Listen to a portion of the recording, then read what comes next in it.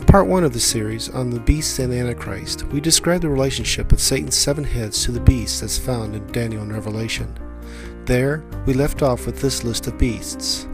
Daniel 8:20 told us that the ram were the Medo-Persian Empire, and in verse 21, the goat were the Greeks. Now let us uncover the rest of them. There are 2 portions of Scripture closely associated with Satan and an earthly king. The first king is a king of Tyre. Tyre was one of the strongholds of the Phoenician Empire. They ruled the seas with its lucrative commercial interests. The lion beast were the Phoenicians.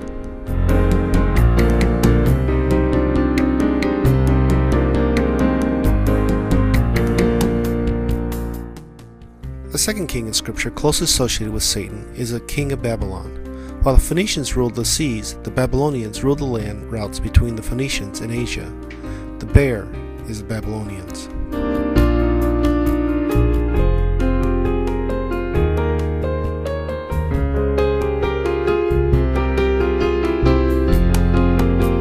Here in Revelation chapter 17, John was told the mystery of the woman and the beast whom she rides.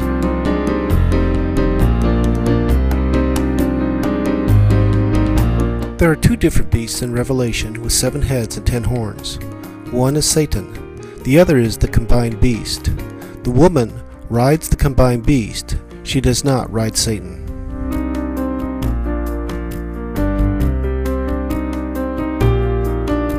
The beast John was describing in Revelation 17 is the combined beast with 7 heads and 10 horns.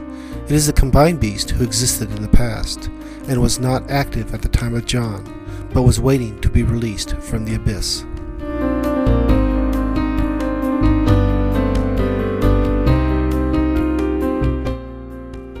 While the heads of Satan are the beasts, the heads of the combined beast are 7 kings, of which 5 had fallen. 1 was reigning at the time of John, and the last will come up out of the abyss as the combined beast himself. The combined beast is made up of 3 other beasts, the lion, the bear, and the leopard. Here we have a hint which empire the leopard represents. The Romans, where the one is at the time of John's writing. Let's look at these 7 heads of the combined beast. The combined beast is a composite of the lion, the bear, and the leopard. Let's revisit Daniel's description of each of these. The first, the lion, was a beast with only 1 head.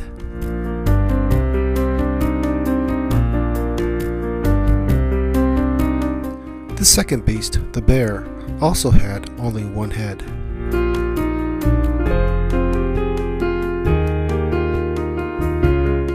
Now notice the leopard had 4 heads. Together, the lion, the bear, and the leopard had a total of 6 heads.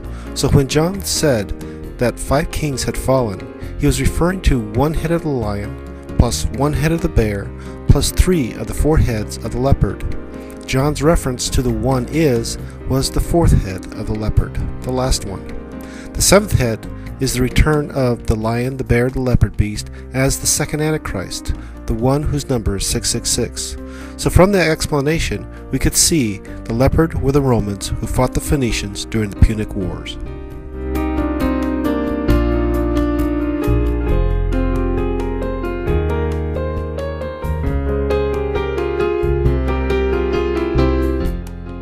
Daniel, in chapter 9, describes a 70-week period belonging to the Jews, in which the first 69-week period ended during the leopard or Roman beast. By 70 AD, the Jews were scattered among the nations. Daniel's break between the 69th and the 70th week is referred to as the time of the Gentiles, where the blessing of God is extended to those Gentiles willing to participate in the knowledge of Christ.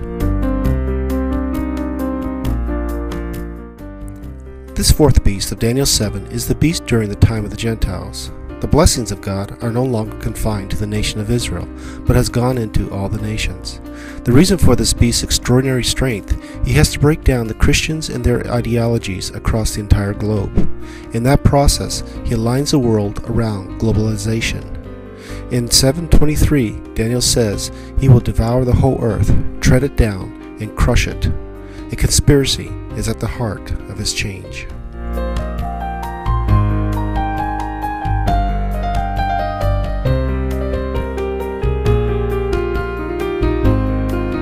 The last beast, one like a lamb, is commonly referred to as the false prophet. As a beast, he has tremendous powers of signs, wonders, and theology to convince the world to take a special mark and worship the combined beast. Like Satan, the beast seeks to be worshipped. In the case of the combined beast, the entire world will worship him, except for those whose names are written in the Lamb's Book of Life. He will rule for about 7 years, but it is during the last half of his reign will he be able to act arrogantly in war against the saints. This will complete the 70 weeks of Daniel. This is what our table now looks like. Now let's adjust our table to the end of the 7th week of Daniel. This is where we find the beasts. Except for the ram and the goat, they have all been sent to the lake of fire. So let's take a closer look at the remaining 2 beasts.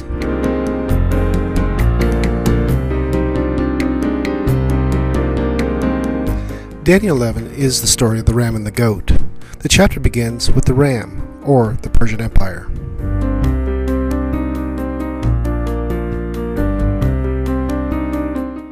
Then, in a single verse, it describes Alexander the Great's conquest of the Persians.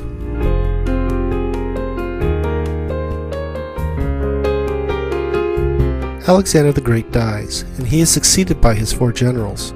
But notice that their role was uprooted and will be given to others besides them.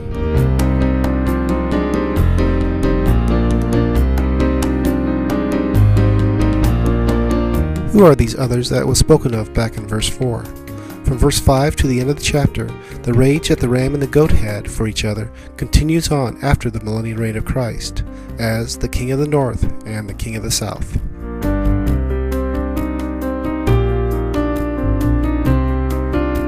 In the end, the third and last Antichrist will come out of the king of the north, thus ending this age.